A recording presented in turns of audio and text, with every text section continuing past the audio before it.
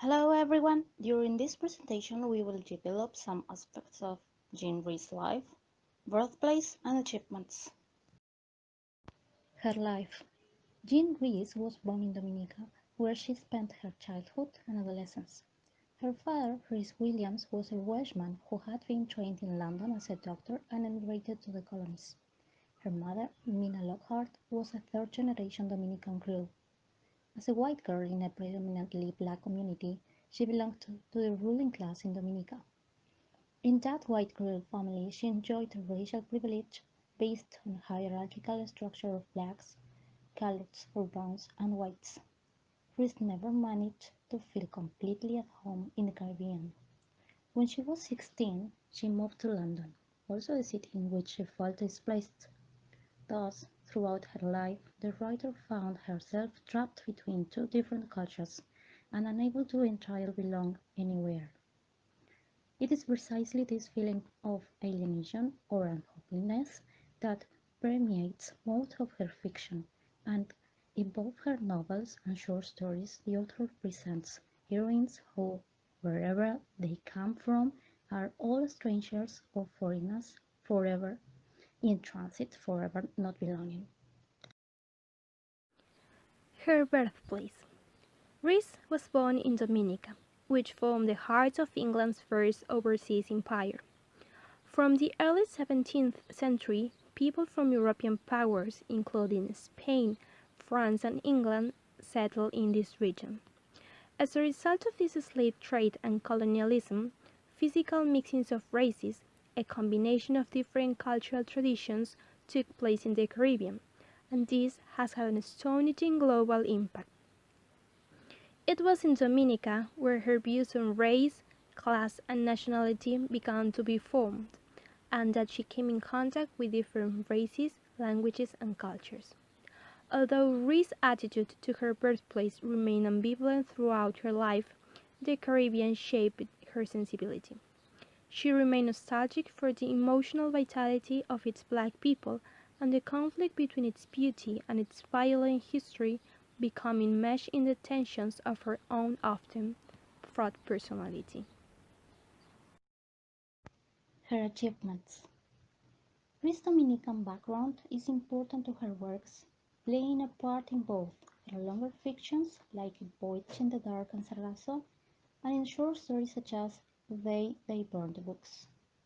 A significant number of stories recall her childhood.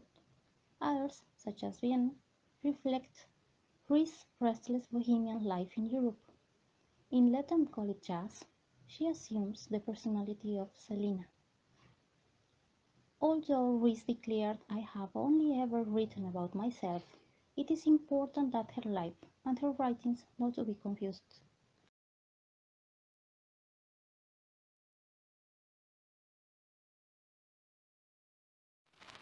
Summary. The story is a dramatic representation of the widow of an Englishman, a decent, respectable, nicely educated colored woman getting rid of the library beloved by her husband by selling some books and burning the rest. Rhys' cultural background penetrates into her stories and points out the depiction of her early childhood cultural values, methods of creating identity or autonomy, and unique social construct of otherness.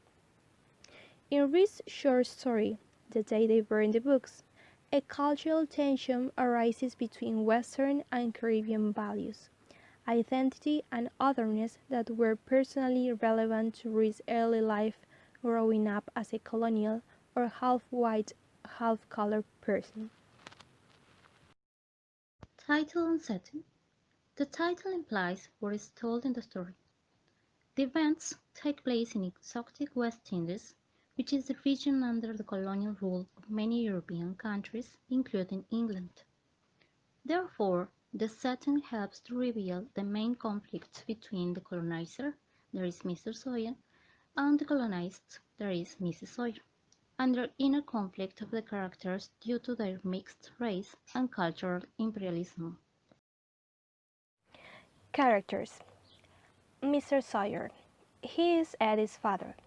agent for a small steamship line running between the islands and South America. Mr. Sawyer is an educated British man who loathed the Caribbean islands. He is an alcoholic and consequently raises adverse results in him, abusing verbally and physically his wife. Mrs. Sawyer. She is Eddie's mother. Decent, respectable, nicely educated colored woman who is exposed to her husband's racist humiliations. She is submissive, and throughout the short story there is not even one instance in which she speaks, and all her opinions are expressed indirectly. Eddie. He is a living image of his father, which made him inherit the master-center status of his father. But the narrator also mentions that he is silent as his mother. Silence, as a matter of fact, is a feature of the oppressed, which reveals Eddie's in-between position due to having an English father and a colored mother. Eddie's friend. She narrates the story from her own perspective. Even though they are of different races, they do not care and remain best friends. She and Eddie share the same amount of interest in books.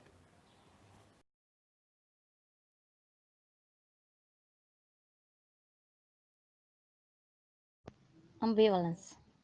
It describes the complex mix of attraction and repulsion that characterizes the relationship between colonizer and colonized. The relationship is ambivalent because the colonized subject is never simple and completely opposed to the colonizer. The theme of alienation is exemplified in the difficulties its white protagonists experience in finding their place in the Caribbean, being in between two cultures and not being able to completely identify with either of them. These characters are subjective to a double alienation which sometimes results in contradictory attitudes on their part. The example would be, "You are not English, you are a horrid colonial." Well, I don't much want to be English.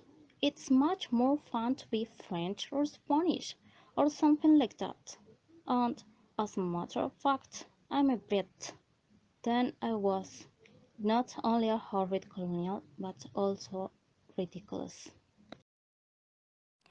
Double colonization. It is a term coined in the mid-1980s.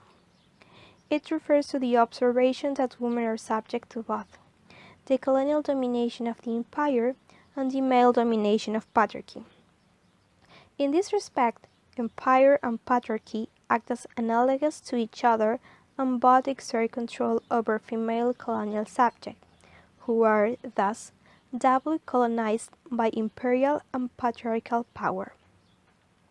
Feminist theory has propounded that women have been marginalized by patriarchal society, and consequently the history and concern of feminist theory have parallel developments in post-colonial theory, which foregrounds the marginalization of the colonial subject.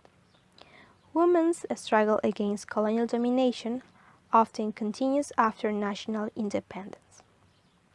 In the story, Mrs. Sawyer is subject of the colonial domination of England, as well as an insight of a toxic marriage where the male is powerful and the male is powerless. In this example, we can observe it. "Look at the nigger showing off," he would say, and she would smile as she knew she ought to see the joke but couldn't. "You, damn long eye, gloomy half-caste, you don't smell right," he would say, and she never answered.